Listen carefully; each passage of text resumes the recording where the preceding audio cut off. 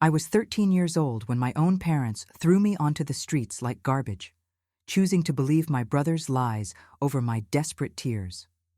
That cold November night in 1975, standing on the porch with nothing but a backpack and my school books, I learned that blood doesn't always mean family. The door slammed in my face, and with it, my childhood ended. My name is Dr. Margaret Anderson, and I'm 62 years old now. But back then, I was just Maggie Williams, a scared little girl who didn't understand why her parents hated her so much. Looking back from where I stand today, in my comfortable office at Boston General Hospital, I can trace every scar, every lesson, every moment that built the woman I became. But that November night remains the clearest memory of all, sharp as broken glass. It started 3 weeks earlier, on a Saturday afternoon.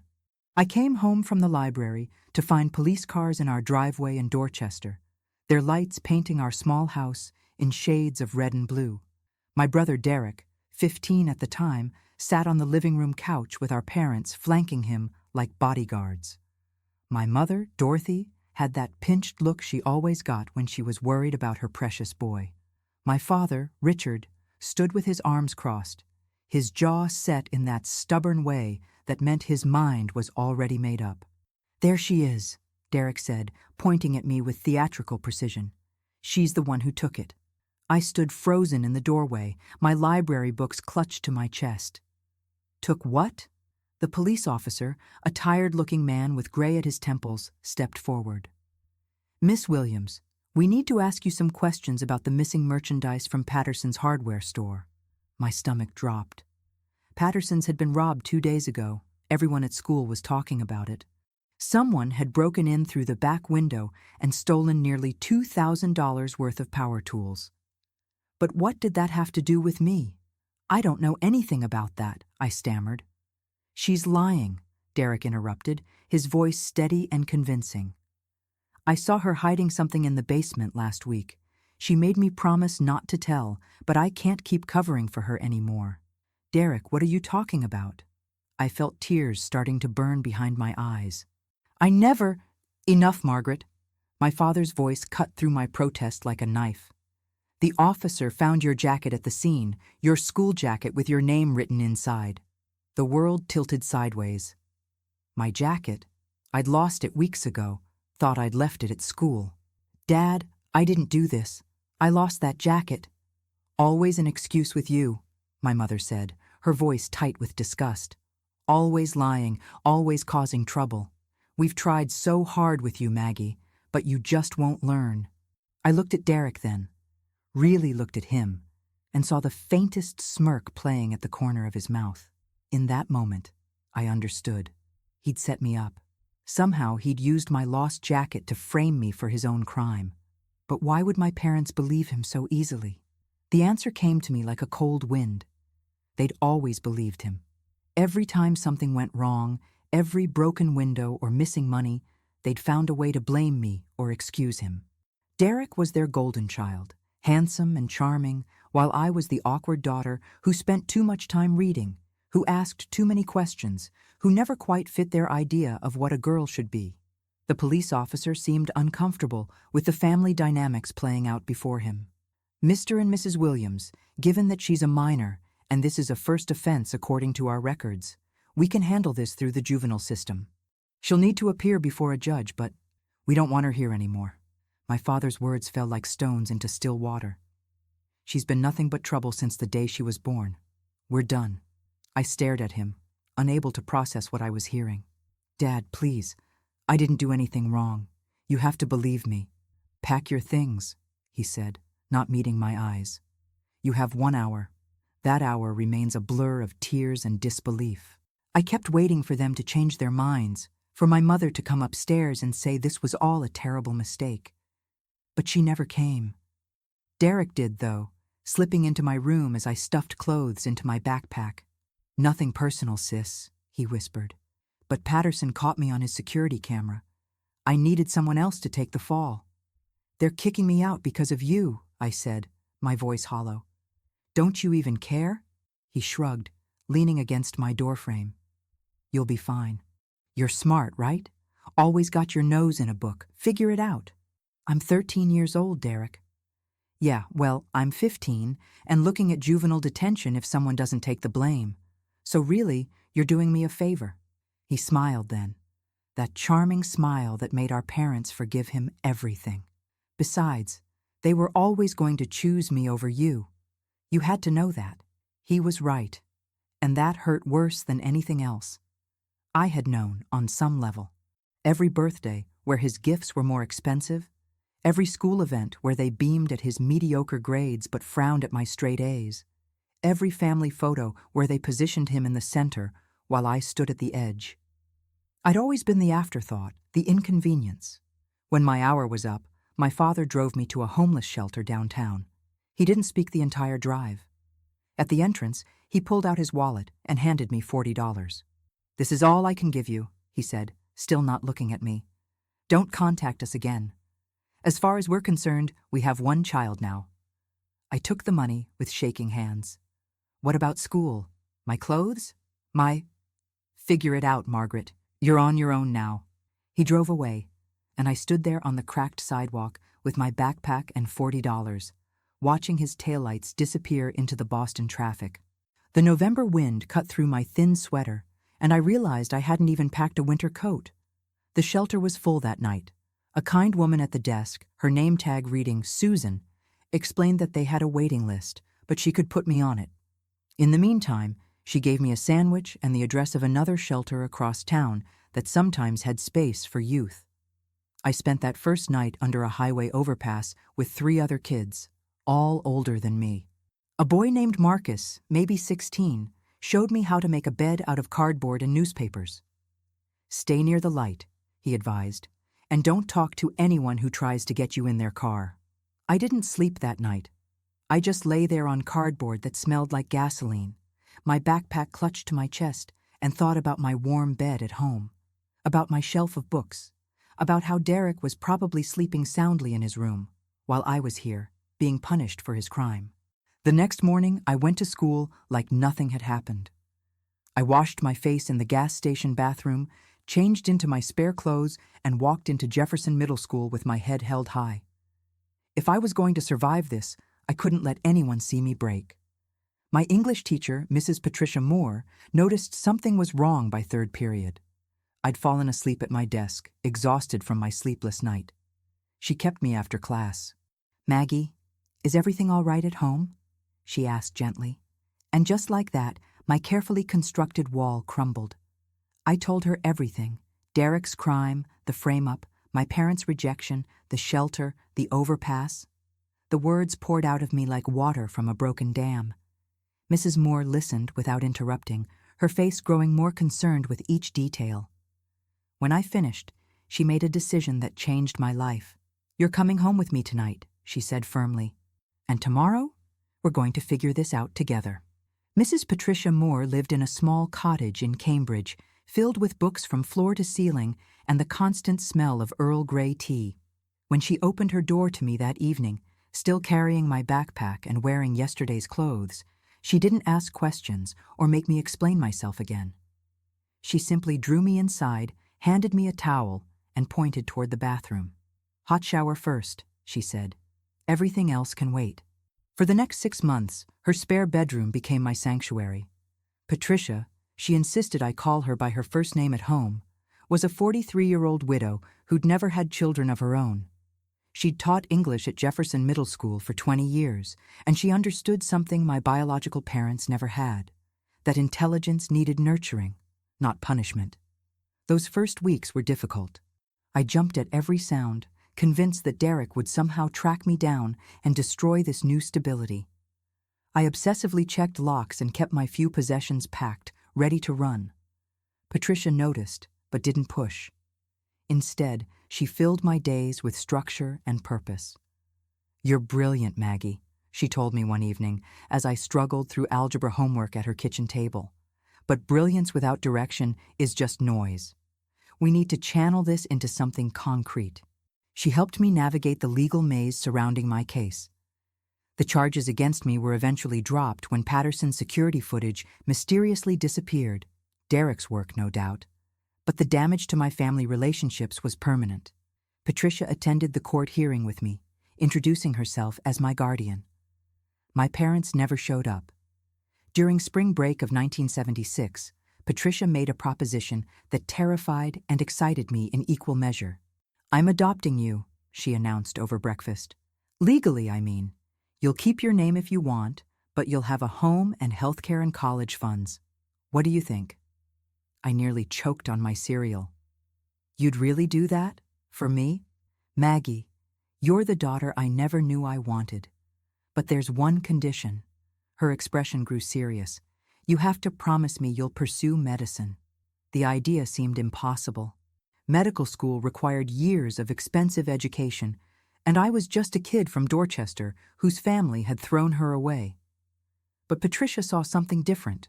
"You have natural empathy and analytical skills," she explained. "Last week, when Mrs. Henderson next door was having chest pains, you immediately recognized the symptoms and called for help. That's not luck, that's instinct." The adoption finalized in June 1976. I spent that summer working at Patricia's friend's veterinary clinic, learning basic medical terminology and procedures. Dr. Elizabeth Santos, the veterinarian, became another mentor, teaching me that healing required both scientific knowledge and emotional intelligence. High school at Cambridge Latin School proved challenging in unexpected ways. My classmates came from wealthy families with generational expectations of Harvard and Yale. I felt like an imposter among them, but Patricia reminded me daily that I belonged there. "Intelligence is the great equalizer," she'd say. "Your mind doesn't care where you came from." I graduated as valedictorian in 1980, earning a full scholarship to Harvard University. The day I received my acceptance letter, I called the Williams house in Dorchester. My mother answered. "Hello, Mom, it's Maggie." Silence stretched between us before she responded. "Margaret, why are you calling here? I wanted to tell you I got into Harvard, full scholarship. I'm going to study pre-med." Another pause. That's nice, dear. But I think it's better if you don't call anymore. Derek is doing well, and we don't want to confuse things." The line went dead. I stared at the phone for a long moment, then walked to the kitchen where Patricia was grading papers. "How did it go?" she asked gently. "Exactly as expected." I sat beside her, feeling oddly relieved. "I think I'm ready to legally change my name now. From Williams to Moore." Patricia's eyes filled with tears. "Are you sure? You've been more of a mother to me in 4 years than they were in 13. I want your name." The paperwork took 3 months, but by September 1980, I entered Harvard as Margaret Moore, pre-med student. I moved into a tiny dormitory room in Wigglesworth Hall, determined to prove that a discarded kid from Dorchester could become something extraordinary. College challenged every assumption I'd held about my own limitations. Organic chemistry nearly broke me sophomore year. I spent entire nights in the library, surviving on coffee and determination. My study partner, James Wilson from Connecticut, became my closest friend and eventual roommate. "You work harder than anyone I know," he observed one night, as I reviewed molecular structures for the 100th time. "What drives you like this?" I told him about Derek, about the false accusations, about sleeping under bridges. James listened without judgment, then made an observation that stayed with me for decades. "You're not just studying medicine," he said. "You're building armor, making yourself so valuable that nobody can throw you away again." He was right. Every A grade, every research opportunity, every academic achievement was another layer of protection against vulnerability. By senior year, I'd authored 2 research papers and earned recommendation letters from professors who barely knew my background. Medical school at Johns Hopkins proved even more demanding. The workload was crushing, but I thrived under pressure. My professors noticed my unusual dedication to cardiology, particularly cases involving family dynamics and stress-related conditions. "You have an intuitive understanding of how emotional trauma manifests physically," Dr. Robert Chen told me during third-year rotations. "That's rare in someone your age." I didn't tell him that I'd spent years studying the physical effects of abandonment on my own body, the insomnia, the stomach problems, the way my heart raced whenever someone raised their voice. Medicine gave me a vocabulary for experiences I'd never been able to articulate. During my cardiology fellowship, I met David Rodriguez, another resident with similar drive and ambition. We dated for 2 years, even discussed marriage, but ultimately realized we were both too focused on our careers for romantic commitment. We remained friends, and he later introduced me to the position at Boston General Hospital. By 1995, I was Dr. Margaret Moore, attending cardiologist, with my own practice and a reputation for excellent patient care. I'd published 12 research papers and spoken at 3 international conferences. At 33, I owned a small house in Newton, drove a reliable Honda Civic, and had a savings account that would have seemed impossible to that 13-year-old girl sleeping on cardboard. I changed my name again that year, from Moore back to my original surname, but with a twist: Anderson instead of Williams.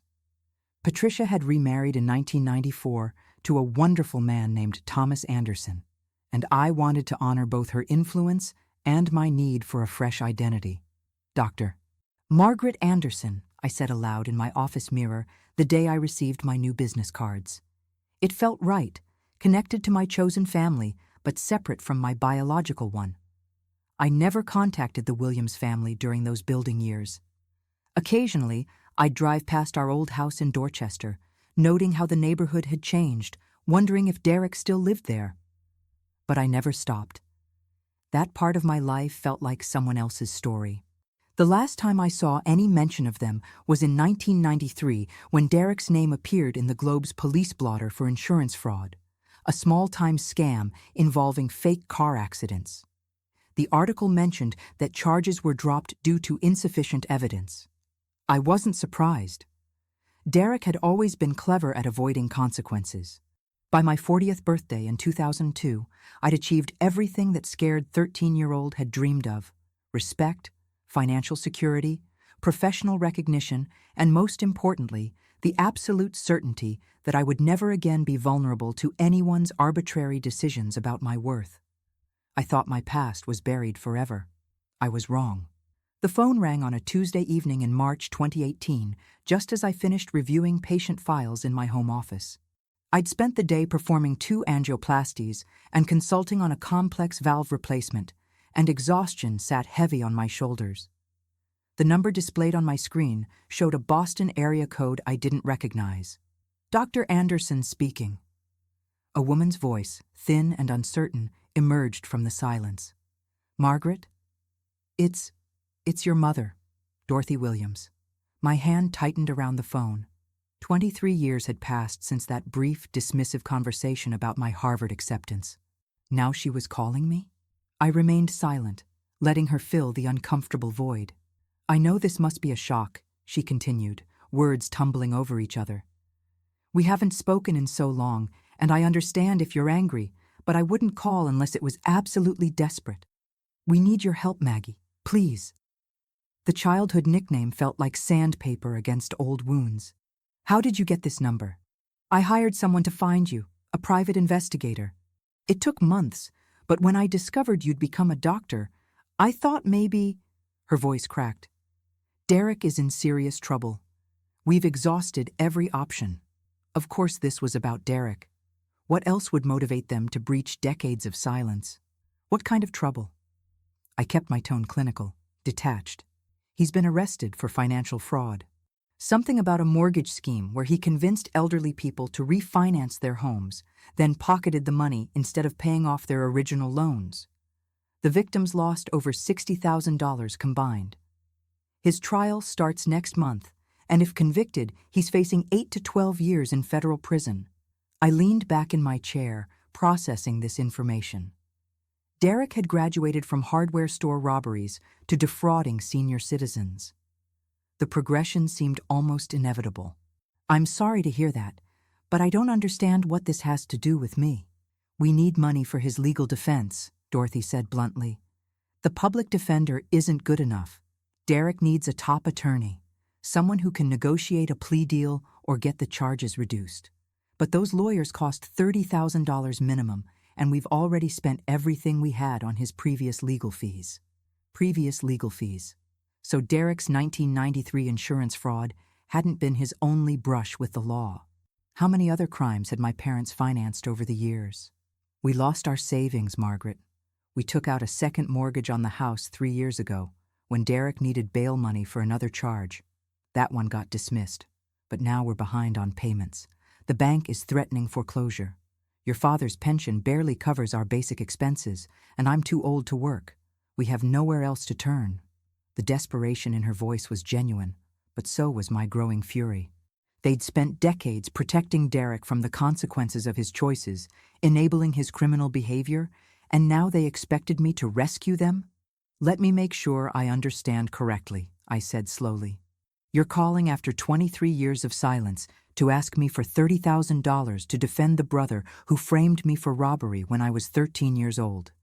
The brother whose lies got me thrown out of my home. Is that accurate?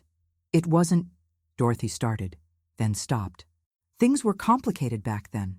We thought we were doing the right thing. You thought abandoning a 13-year-old child on the streets was the right thing? Derek was facing serious charges. We had to protect him. And what about protecting me?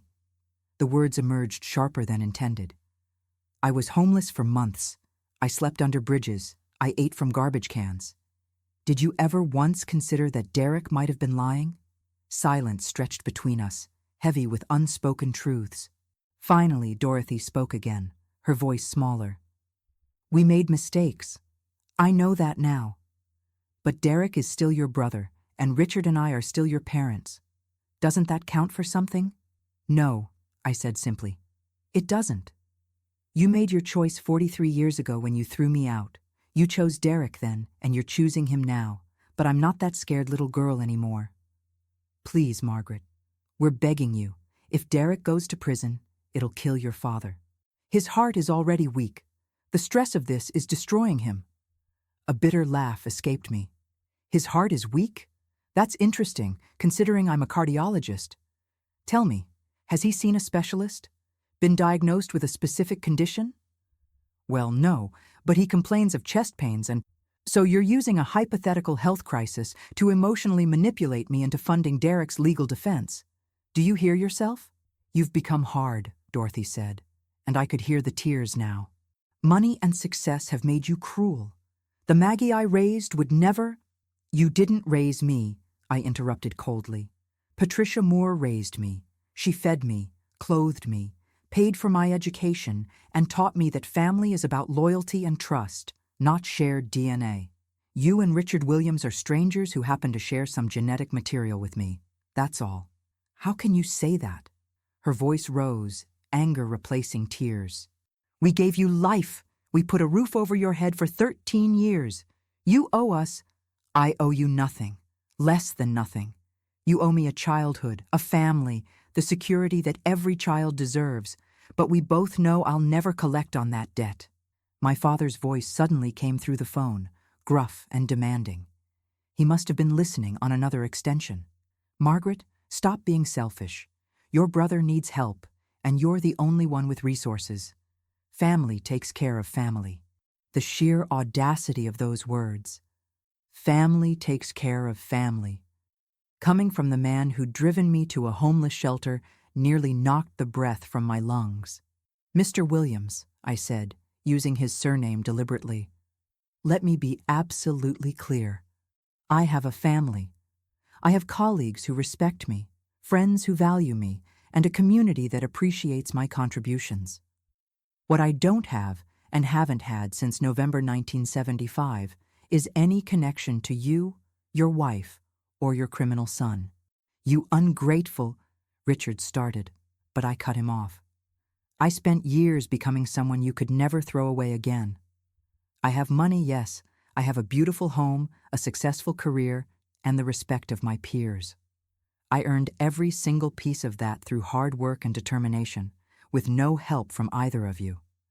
And now you want me to hand $30,000 over to defend a man who ruined my childhood? It was a mistake, Dorothy cried out. We were wrong about the hardware store, but you turned out fine. Look at how successful you are. Maybe being on your own was good for you. The rationalization was breathtaking in its cruelty. They'd rewritten history in their minds, transforming child abandonment into some kind of tough love that had ultimately benefited me. "Let me tell you what I'm going to do," I said, my voice steady despite the rage simmering beneath. "I'm going to hang up this phone. I'm going to block both of your numbers, and I'm going to continue living my life exactly as I have been, successful, happy, and completely unburdened by any obligation to people who made it clear decades ago that I wasn't worth their love or protection." "Margaret, wait," Dorothy pleaded. "No, you wait. You wait and think about the choice you made in 1975. Think about how you picked Derek over me without a second thought. Think about every birthday you didn't call, every holiday you didn't reach out, every milestone you missed, and then ask yourself why I should prioritize your needs now." "He's your blood," Richard shouted. "That has to mean something." "It means nothing," I replied. "I only help family, real family, and you made it abundantly clear 43 years ago that I'm not yours. Goodbye." I disconnected the call and immediately blocked both numbers. My hands were shaking, adrenaline flooding my system in a way that reminded me of cardiac patients in acute distress. I walked to my kitchen, poured a glass of water, and stood by the window overlooking my garden. The finality of that conversation felt oddly liberating. For decades, I'd carried a small, buried hope that my biological parents might one day acknowledge their mistake, apologize, try to make amends. Now I understood that their only regret was losing access to my resources. They hadn't called because they missed me or felt guilty. They'd called because Derek needed money, and I was a convenient ATM machine with an unfortunate blood connection. My phone rang again, a different number. I almost didn't answer, but recognized it as my colleague Dr. James Wilson calling from the hospital. "Margaret, we've got an emergency consult incoming. 85-year-old male, possible myocardial infarction. Can you come in?" "On my way," I said, already grabbing my keys. As I drove toward Boston General through evening traffic, I thought about that 85-year-old patient who would receive my full expertise and compassion despite being a complete stranger. I would fight to save his life with everything I had, because that's what doctors do. But I wouldn't spend $30,000 to save Derek Williams from the consequences of his own choices. And I wouldn't lose a single night's sleep over that decision. 3 months after that devastating phone call, I learned through a former neighbor from Dorchester that the Williams family had lost their house. Mrs. Henderson, the same woman whose chest pains I'd recognized all those years ago, contacted me through the hospital with unexpected news. "Dr. Anderson, I hope you don't mind me reaching out," she said when I returned her call. "I know things between you and your folks got complicated, but I thought you should know they're living in a subsidized apartment complex now over on Talbot Avenue. The foreclosure went through in May." I thanked her for the information, but didn't elaborate on our estrangement. Mrs. Henderson had always been kind to me as a child, and she didn't need to know the full story of my family's dysfunction. Derek's trial concluded in June 2018. I didn't attend, but I followed the proceedings through public court records, a professional habit I developed for staying informed without emotional investment. The evidence against him was overwhelming. Forged documents, falsified loan applications, and testimony from 7 elderly victims who'd lost their homes or life savings through his scheme. The judge sentenced him to 8 years in federal prison with no possibility of parole before serving at least 5. Reading the sentencing transcript, I felt no satisfaction, no vindication. Just a hollow recognition that Derek had finally encountered consequences his parents couldn't negotiate away. My practice thrived during this period. I'd been named head of the cardiology department at Boston General in April, a position that came with increased responsibilities and a substantial salary boost. I used part of the raise to establish a scholarship fund at Cambridge Latin School for students from unstable home situations, Patricia's legacy continuing through me. One evening in September 2018, I received an unexpected visitor at my office. Sarah Chen, an attorney I'd met at a medical conference years earlier, appeared at my door looking uncomfortable. "Margaret, this is awkward, but I need to disclose something. Dorothy and Richard Williams contacted my firm last month asking if I'd represent them in a lawsuit against you for elder abandonment and failure to provide familial support. I stared at her, genuinely shocked. They're suing me? They wanted to. I declined the case immediately and referred them elsewhere. But I felt you deserved to know. Sarah sat across from my desk, her expression sympathetic. Apparently, there's a statute in Massachusetts law that can require adult children to financially support indigent parents under certain circumstances. Are they actually indigent, or just unwilling to adjust their expectations? According to the documents they showed me, they're living on Richard's pension of about $1,800 monthly. After rent, utilities, and medications, there's not much left. They claimed you have a moral and legal obligation to help. The audacity was staggering. They'd thrown me away at 13, ignored my existence for decades, and now wanted to legally compel me to fund their retirement? What did the other attorneys say? I asked. The two firms they approached after me also declined. The case is weak. There's documented evidence of severe parental neglect and abandonment when you were a minor. Any competent judge would laugh it out of court, but they're desperate enough to try. After Sarah left, I sat in my office long after the sun set, grappling with complicated emotions. Part of me, the scared 13-year-old who still lived somewhere inside, wanted to write them a check just to make them go away. But the stronger part, the woman who'd built herself from nothing, refused to reward their decades of cruelty with financial support. I made a decision that night. I contacted my own attorney, Michael Stevens, and had him draft a comprehensive legal document outlining every instance of parental abandonment, neglect, and emotional abuse I could remember. The process of documenting everything was excruciating. Reliving those memories for legal purposes felt like performing surgery on myself without anesthesia. But I needed protection. If Dorothy and Richard were desperate enough to attempt a lawsuit, I needed ironclad proof of why I owed them nothing. The holidays that year passed quietly. I spent Thanksgiving with colleagues, hosting dinner for the hospital staff who had to work the next day. Christmas found me volunteering at a youth shelter in Roxbury, serving meals to kids who reminded me painfully of my younger self. On New Year's Eve 2019, I received a handwritten letter forwarded through the hospital.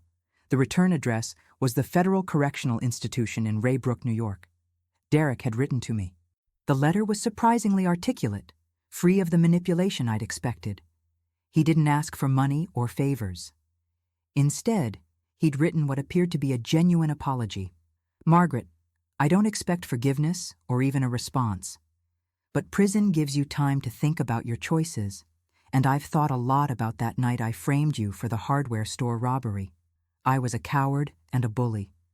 I destroyed your childhood to save myself from consequences I absolutely deserved. Mom and Dad enabled me my whole life, and I let them. I used their favoritism as permission to hurt you without remorse. You deserved better, from all of us. I'm genuinely sorry for the person I was and the damage I caused. I read the letter 3 times, searching for hidden manipulation or requests disguised as contrition, but it seemed authentic. Derek had finally grown up, though it had taken federal prison and complete loss of freedom to accomplish what our parents never could. I didn't respond to the letter. Forgiveness wasn't something I could manufacture on demand, and Derek didn't appear to be requesting it. His apology was its own complete statement, requiring nothing from me. In March 2020, as the pandemic began reshaping the world, I received another update from Mrs. Henderson. Richard had suffered a minor stroke and was recovering in a rehabilitation facility.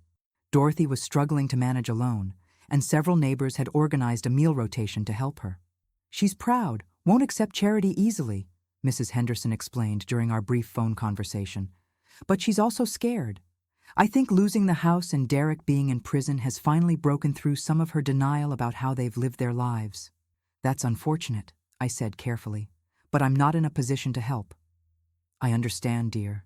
I just thought you should know your father is asking for you. Keep saying your name during physical therapy. The information settled in my chest like a stone. Richard was asking for me now, after his stroke, when he was vulnerable and frightened. Where had that desire for connection been when I was vulnerable and frightened at 13? Still, he was human. Elderly, ill, and facing mortality. The physician in me understood his fear, even if the daughter in me couldn't fully sympathize.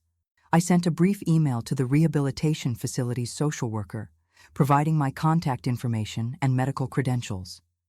I made it clear that I was available for medical consultation regarding Richard's care, but not for emotional support or financial assistance.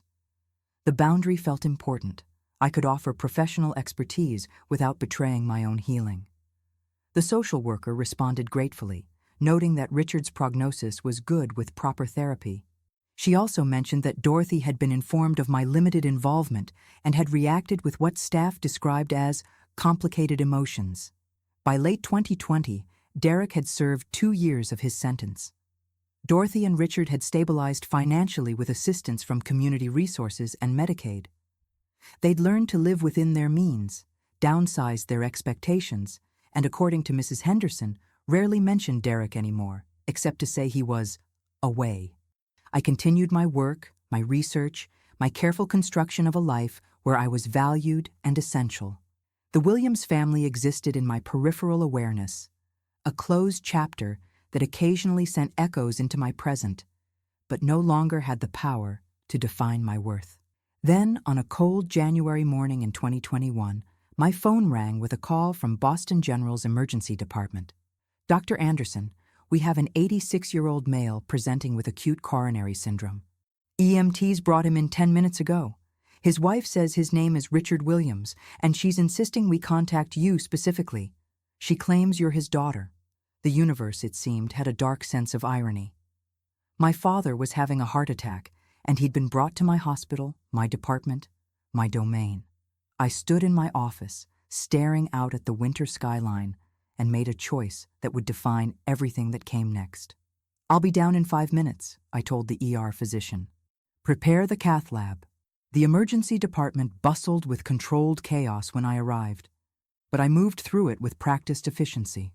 Richard Williams lay on gurney 7, oxygen mask covering his face, EKG leads attached to his chest. Dorothy sat in a plastic chair beside him, looking smaller and older than I remembered, a fragile woman of 84 whose hands trembled as she clutched her purse. She looked up when I entered, and recognition flooded her face. Margaret, thank God. They said you work here, and I told them you had to help him. You have to save him. I ignored her and turned to the resident managing Richard's care. Talk me through his presentation. Dr. Kumar, a sharp third-year resident, pulled up the charts on his tablet.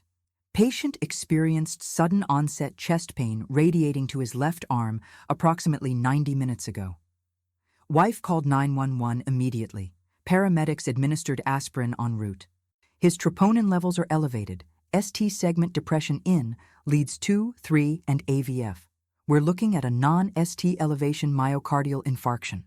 I examined the EKG strips myself, noting the telltale signs of coronary blockage. Whatever personal history existed between us, Richard Williams was now simply a patient requiring urgent intervention. Get him to the cath lab immediately, I instructed. I'll perform the angiography myself. Alert the surgical team to stand by in case we need emergency bypass. Dorothy stood abruptly. You're going to operate on him? You'll save him? I finally met her eyes directly. I'm going to provide the same standard of care I give every patient who comes through these doors. Nothing more, nothing less. But you're his daughter. I'm his cardiologist, I corrected firmly. Mrs. Williams, there's a waiting area on the 3rd floor. Someone will update you once we've assessed the damage. She opened her mouth to argue, but a nurse gently guided her toward the elevators. I watched her go, feeling nothing but professional detachment. This was my territory, my expertise, and I wouldn't allow decades of family dysfunction to compromise my medical judgment. In the catheterization lab, I threaded a guide wire through Richard's femoral artery with steady hands, watching the fluoroscopy monitor as contrast dye revealed his coronary anatomy. The blockage was significant. His left anterior descending artery was 90% occluded. Without immediate intervention, he'd likely suffer massive cardiac damage or death.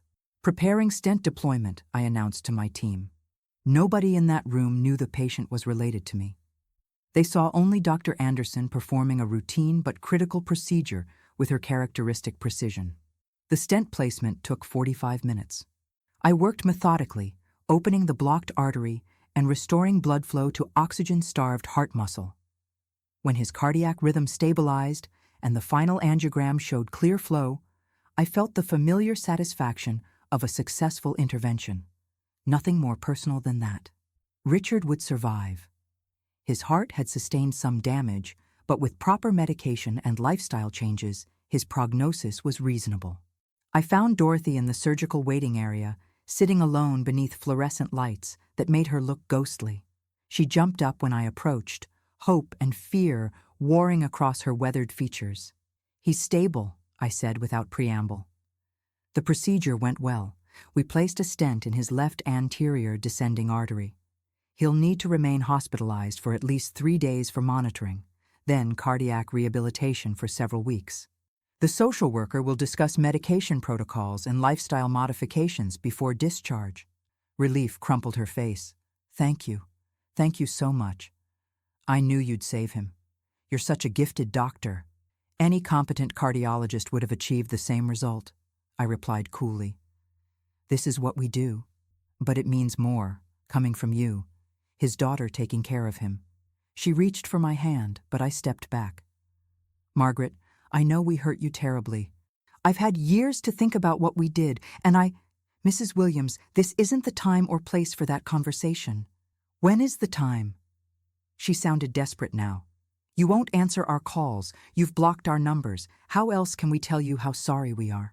I looked at this elderly woman who'd once held absolute power over my childhood happiness and saw only a stranger grappling with consequences decades in the making. "Your husband will be moved to the cardiac ICU within the hour," I said, maintaining professional distance. "Visiting hours are posted. I'll check on his progress tomorrow during rounds. Will we see you then? Can we talk to you?" "You'll see whichever cardiologist is assigned to his case. I'm not his primary physician. I only perform the emergency procedure." "But you could be. You could oversee his whole recovery." Dorothy's voice rose, drawing attention from other waiting families. "Please, Margaret, he's been asking for you. Ever since the stroke last year, he talks about you constantly. He regrets everything. We both do." Something sharp twisted in my chest. Not sympathy exactly, but recognition of genuine remorse colliding with decades of unresolved pain. "Regret doesn't erase harm," I said quietly. "You made choices that shaped my entire life. I became who I am despite you, not because of you. And now you want absolution because your husband nearly died? We want a chance to make things right. There is no making this right. What's done is done." I softened my tone slightly, allowing a fraction of my own exhaustion to show. "I'm glad the procedure was successful. I'm glad your husband will likely recover. But treating him medically doesn't obligate me to resurrect a family relationship that died 46 years ago." Dorothy's eyes filled with tears. "He's dying, Margaret. Maybe not today, but his health is failing. The stroke, now this heart attack. How many more chances will we have? Don't you want closure before it's too late?" "I have closure," I said firmly. "I made peace with your abandonment years ago. I built a good life, surrounded myself with people who value me, and I don't carry bitterness anymore. But forgiveness doesn't require reconciliation. I can wish you both well from a safe distance." "What about Derek? Don't you want to know how he's doing?" The question caught me off guard. "I received his letter from prison. It was adequate." "He's changed so much." Dorothy wiped at her eyes. "He writes to us every week, taking responsibility for his choices. He's getting his GED, attending counseling. He specifically said we shouldn't burden you with our problems anymore." That surprised me. The Derek I remembered had never demonstrated that level of self-awareness or consideration. "I'm genuinely glad he's working toward rehabilitation," I said, meaning it. "Prison reform is clearly serving its purpose in his case. He'll be released in 2026 if he maintains good behavior. When he gets out, we thought maybe—" "No." The word came out sharper than intended. "Whatever healing your family undertakes, it happens without my involvement. I'm not interested in reunion dinners or reconciliation attempts. That door closed permanently in 1975. A nurse approached us then, clipboard in hand. "Dr. Anderson, Mr. Williams is asking for you specifically. He's agitated and it's affecting his heart rate. Would you be willing to speak with him briefly, just to calm him down?" I hesitated, torn between professional obligation and personal boundaries. Finally, I nodded. 5 minutes, and Mrs. Williams stays here. Dorothy looked hurt, but didn't argue. I followed the nurse through sterile corridors to the cardiac ICU, where Richard lay connected to monitors tracking every heartbeat. His eyes opened when I entered, still sharp despite his 86 years. "Maggie," he whispered through the oxygen cannula. "You came." "I'm Dr. Anderson," I corrected gently but firmly. "I performed your angioplasty. You're stable now, but you need to rest and keep your heart rate down. Please." His hand moved weakly toward me. "I need to say this." Been carrying it too long. Against my better judgment, I moved closer. "You have 5 minutes. Then you need to sleep." "We were wrong." The words came out raspy but clear. "About everything. You were innocent, and we threw you away to protect a guilty son. I've lived with that shame every day since." "Then you understand why I can't be your daughter anymore." "I do." Tears leaked from the corners of his eyes. "But I'm begging anyway, not for relationship. Just let me help you somehow. Leave you something in the will. Set up a trust fund for your work. Something that says I acknowledged you existed and mattered." The offer was unexpected and deeply uncomfortable. "I don't need your money, Mr. Williams.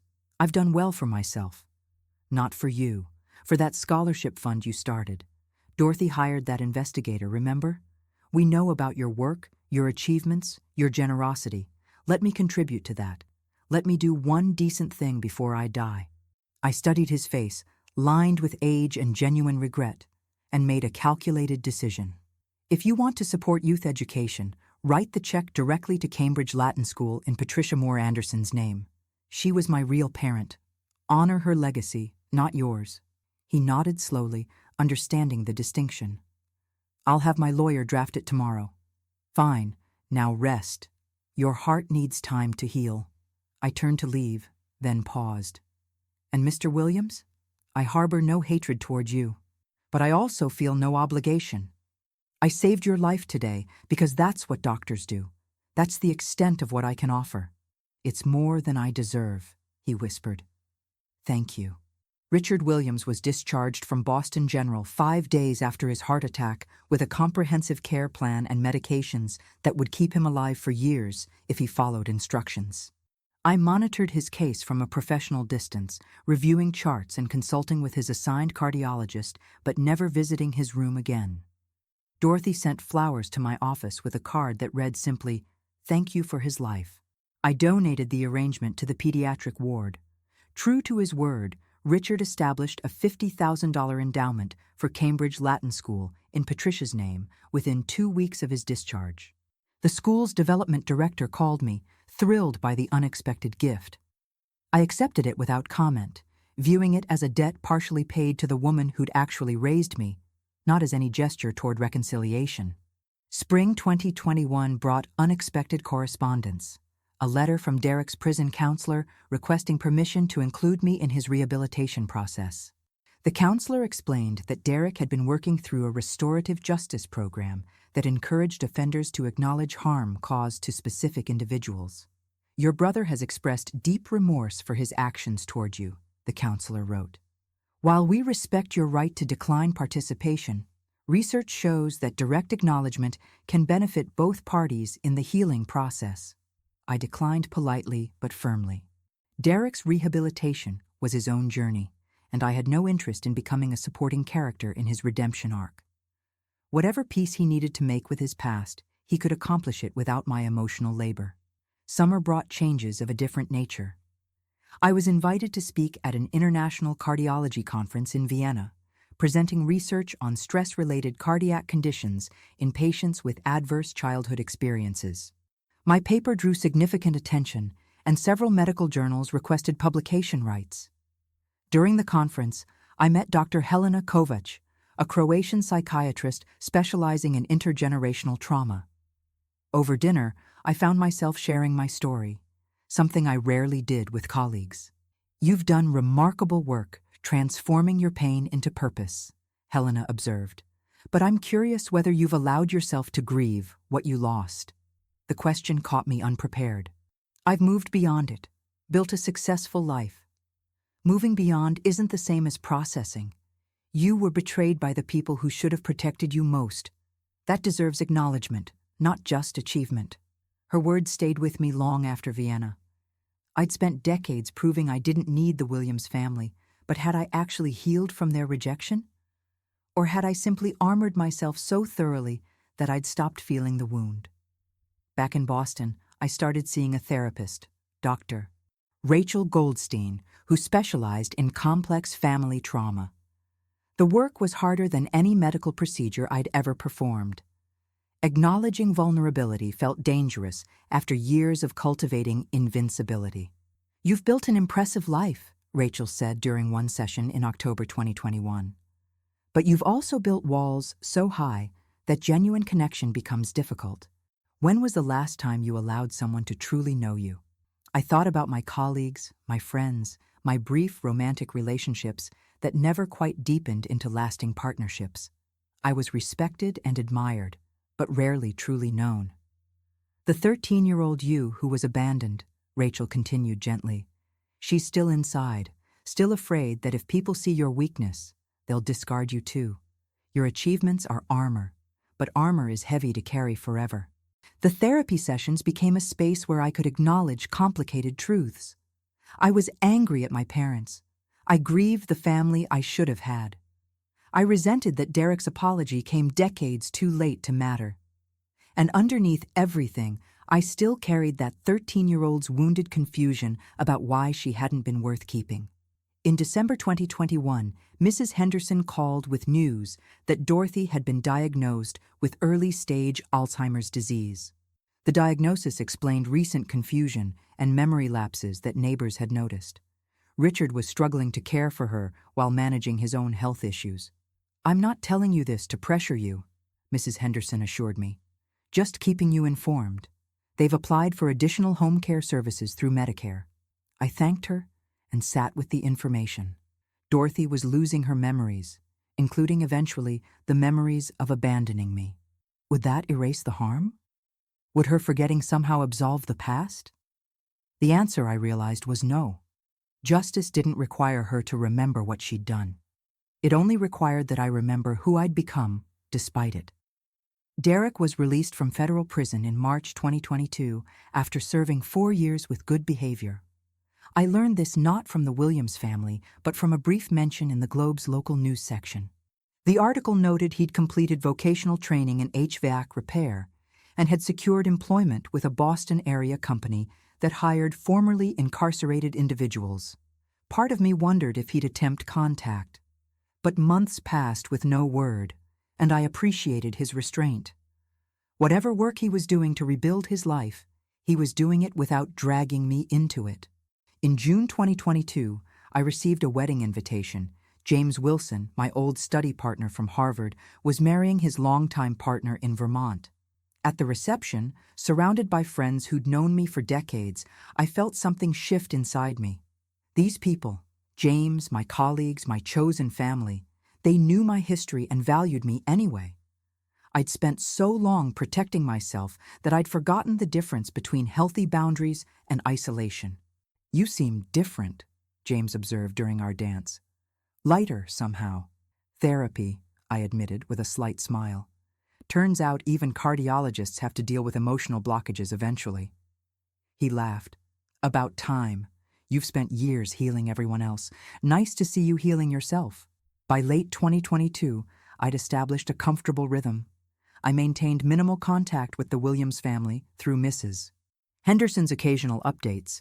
Richard's health had stabilized. Dorothy's decline was gradual but steady. Derek was apparently thriving in his new career and attending regular counseling. I felt no animosity toward any of them anymore. But I also felt no obligation. They existed in my awareness the way distant acquaintances do, people whose stories I knew, but who played no active role in my daily life. In February 2024, I received a final letter from Richard. His handwriting was shaky but legible. "Margaret, I don't expect a response to this. But I'm 89 years old, and I need to say these words while I still can. You deserved better parents. You deserved protection, love, and support, and we failed you completely. The woman you became is a testament to your strength, not our parenting. I'm proud of you, though I have no right to be. I hope you found peace. I hope you've surrounded yourself with people who value you properly. And I hope someday you can think of us without pain. You owed us nothing. We owed you everything. I'm sorry we failed so profoundly at the most important job we ever had. I read the letter 3 times, then filed it away. It was the apology I'd needed at 13, but no longer required at 62. Still, receiving it brought a certain closure, acknowledgement that the harm had been real and the responsibility had been theirs. I didn't respond to the letter. There was nothing left to say. Today, as I write this account, I'm 62 years old. I'm the head of cardiology at one of Boston's premier hospitals. I've published extensively, mentored dozens of young doctors, and established scholarship programs that have helped countless students from difficult backgrounds. I live in a beautiful home in Newton, surrounded by books and art and evidence of a life well lived. I have deep friendships, professional respect, and the hard-won knowledge that my worth was never determined by people who failed to see it. The Williams family continues their lives in Dorchester. We exist in the same city, but different worlds. I harbor no hatred toward them, but I also maintain firm boundaries that protect the peace I've constructed. People sometimes ask if I regret not reconciling with my parents before they die. The answer is complex, but ultimately no. Reconciliation would have required me to pretend the past didn't matter, to prioritize their comfort over my healing.